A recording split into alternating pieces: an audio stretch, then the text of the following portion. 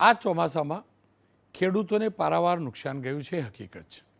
સરકારે એ પણ કહ્યું છે કે અમે સર્વે કરીશું અને સર્વે કર્યા બાદ સહાય આપીશું.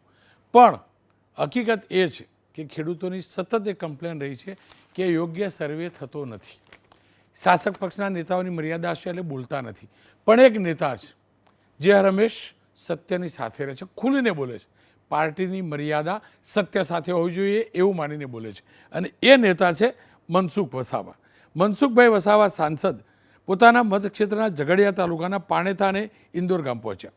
અહીંયા ગામની અંદર એમને જોયું કેળના પાકને જબરજસ્ત નુકસાન થયું છે. પૂછ્યું ગામમાં કે કોઈ સર્વે કરવા આવે છે કે નહીં, તો ગામવાળાએ કહ્યું નથી આવતું. બસ અહીંયા જ મનસુખભાઈએ સીધો ફોન લીધો, ખેતીવાડી અધિકારીનો ઉધડો લીધો. હું નથી કહેતો કે અધિકારીઓને ખખડાવવા ધમકાવવા એ યોગ્ય રાજનીતિ છે, એવું ન હોઈ શકે. પણ હા, મારા ખેડૂતને નુકસાન થતું હોય, ખેડૂતનું દર્દ કોઈ સાંભળવા ન જતું હોય, તો એ દર્દને ઉજાગર તો કરવું જ જોઈએ.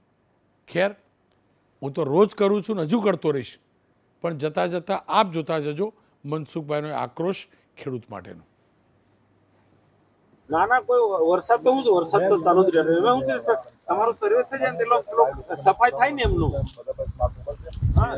જેટલું જલ્દી સર્વે થાય ને એટલે એમને લોકો એનું સાફ થાય ને તેમને જમીન ખોટી પડી જાય.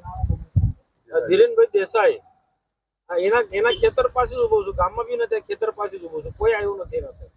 પણ હું કહું નથી આવ્યું એમ કહું ને ભાઈ, તમને સમજણ પડે કે નથી પડતી? તો આમનું અરજી નથી લે ભાઈ, અરજી પણ હવે તો ફોટા મોકલવાના તમે ઓફિસની બહાર નીકળો જરા. એ મારે કઈ જોવું નથી, હું અહીંયા જાતે આવ્યો, મને ખબર પડી કે કોઈ આવ્યું નથી એટલે અહીંયા આવ્યો છું મેં. ને હરકો જવાબ આપો તમે મહેરબાની કરીને. પછી કે મનસુખભાઈ અધિકારીને ગાળો નહીં દેતો, તમારી આરતી ઉતારવાની, તમારી જવાબ જ એસી આપવાનો મને ભાઈ.